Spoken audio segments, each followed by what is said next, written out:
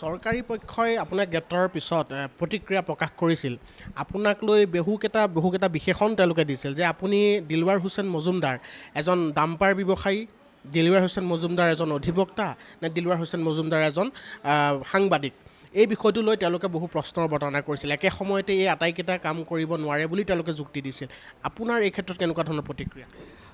এটা বিষয় ক'ব খুজিছোঁ, এইখিনিতে খুব ভাল প্ৰশ্ন কৰিছে দীপাংকৰ আপুনি। এই ক্ষেত্ৰত মই হাড়ে হিমজুৱে সাংবাদিকতা কৰি আছোঁ আৰু সাংবাদিকতাৰ ক্ষেত্ৰত কেতিয়াও কোনো ধৰণৰ আপোচ কৰা নাই।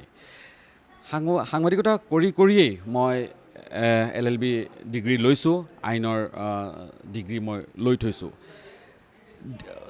সাংবাদিকতা কৰাৰ পাছত যিখিনি মই সময় পাওঁ সেই সময়খিনি মই আইনৰ চৰ্চা কৰোঁ, ল পঢ়োঁ, আইনৰ চৰ্চা কৰোঁ, দেশৰ ন্যায়িক ব্যৱস্থা কেনেকুৱা সেয়া জানিবৰ কাৰণে মই চেষ্টা কৰোঁ আৰু সেয়া মই ভাবোঁ কোনো ধৰণৰ সেয়া বেআইনী হ'ব নোৱাৰে। উচ্চতম ন্যায়ালয়ে এই মুহূৰ্তলৈ কোনো ধৰণৰ তেনেকুৱা কথা কোৱা নাই যে এজন সাংবাদিক অধিবক্তা হ'ব নোৱাৰে। গুৱাহাটীতো আপোনালোকে দেখা পাব বহুকেইজন এনেধৰণৰ সাংবাদিক আছে যিসকলে তেওঁলোকে সাংবাদিকতাৰ উপৰিও তেওঁলোকৰ আইনী যি চৰ্চা সেয়া তেওঁলোকে অব্যাহত ৰাখিছে। গতিকে মোৰ ক্ষেত্ৰতো সেয়া মই কিবা ব্যতিক্ৰম বুলি মই নাভাবোঁ। তৃতীয়টো কথাটো হ'ল, মোৰ কোৱা হৈছে মোৰ 6-7খন ডাম্পাৰ আছে, কিবা আছে, ইটো আছে, সিটো আছে। প্ৰকৃততে কি হ'ল সেই কথাটো কৈছোঁ। আপোনালোকে জানে মোৰ দুজনী ছোৱালী আছে। আমাৰ ভৱিষ্যত পদে বিপদ, পদে আমি অনিশ্চিত ভৱিষ্যতৰ দিশে আমি আগবাঢ়ি যাওঁ। দুজনী ছোৱালীৰ নামত মোৰ PPF, যিহেতু আপোনালোকে জানে সকলোৰে আমাৰ সাংবাদিকসকলৰ থাকে PF থাকে, প্ৰভিডেণ্ট ফাণ্ড থাকে। যেতিয়া এটা ছেটেলাইট চেনেলত মই এৰি যেতিয়া ক্ৰছ কেন্দ্ৰত মই জইন কৰিলোঁ, তেতিয়া যিহেতু চেনেলটো এৰাৰ লগে লগে মোৰ PFটো মোৰ উইথড্ৰ হৈ গ'ল। উইথড্ৰ হোৱাত মই অলপমান টকা পালোঁ।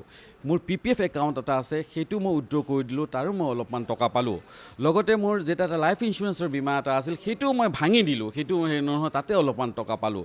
এইখিনি টকাৰে মই 2গৰাকী কন্যাৰ নামত 2খন গাড়ী থৈছোঁ যে সিহঁতৰ ভৱিষ্যত, মোৰ আজি যদি মৃত্যু হয়, আজি যদি মই কিবা এটা কাৰণত মই যদি নাথাকোঁ, কাইলৈ যাতে সিহঁতে ক'ৰবাত যাতে উপায়হীন হৈ নাযায়, যাতে তেওঁলোকৰ কমেও পঢ়াৰ খৰচকেইটা বা কেইদিন বা তেওঁলোক চলিব পাৰে বুলি ভাবি মই দুজনী ছোৱালীক 2খন গাড়ী দিছোঁ, য'ত 90% ঋণ, বেংকৰ ঋণ। এইখিনি কথা গোটেই ৰেকৰ্ডত আছে, ইনকাম টেক্স ফাইল, গোটেইখিনি কথা জল পটকৈ ওলাই আছে।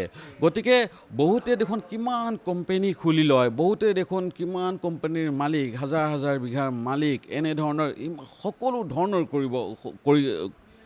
কৰি গৈ আছে। গতিকে মই যদি 2খন মোৰ কণমানি 2গৰাকী ছোৱালীৰ নামত 2খন গাড়ী যদি সিহঁতৰ ভৱিষ্যতৰ কাৰণে কিনি দিছোঁ, তাতে বৰ বেছি, আৰু তাকো সম্পূৰ্ণৰূপে সততাত থাকি নিষ্ঠা আৰু পৰিশ্ৰমেৰে। আপোনালোকে সকলোৱে জানে যে মই কিমান কষ্ট কৰোঁ, ৰাতিপুৱাৰ পৰা ৰাতিলৈকে মই কষ্টই কৰি থাকিব পাৰোঁ।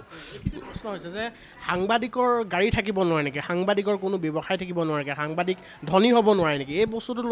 এই কথাটো লৈ আছিলে বহু প্ৰতিক্ৰিয়াৰ সৃষ্টি হৈছে, বিতৰ্ক হৈছে। এইখিনি কথাটো হ'ল যে সাংবাদিকসকলক তেওঁলোকে বহুতে ভাবে কি তেওঁলোক একেবাৰে আৰ্থিকভাৱে স্বাৱলম্বী হ'ব নালাগে বুলি একাংশই ভাবে। কিন্তু এটা বস্তু মই অনুভৱ কৰোঁ যে সাংবাদিকসকল আৰ্থিকভাৱে স্বাৱলম্বী হোৱাটো দৰকাৰ, সততাৰে। এইকাৰণে দৰকাৰ যে আৰ্থিকভাৱে স্বাৱলম্বী হ'লে কাৰো মুখাপেক্ষী হ'ব নালাগে, আৰু অধিক আগ্ৰহেৰে, অধিক উৎসাহেৰে, অধিক শক্তিৰে সাংবাদিকসকলে আৰু অধিক যুঁজ দিব পৰাৰ ক্ষমতা থাকে। সেয়া আমাৰ প্ৰতিগৰাকী সাংবাদিকে সেয়া ভাবিব, মোৰ সৈতে চাগে একমত হ'ব। গতিকে এই ক্ষেত্ৰত কৰিব নোৱাৰি বুলি যে কিবা এটা কথা আছে, সেইটো মই নাভাবোঁ। কিন্তু এটাই বস্তু ভাবোঁ, আপোনাৰ সম্পূৰ্ণ সততা নিষ্ঠাৰে কৰিব কিয় নোৱাৰি।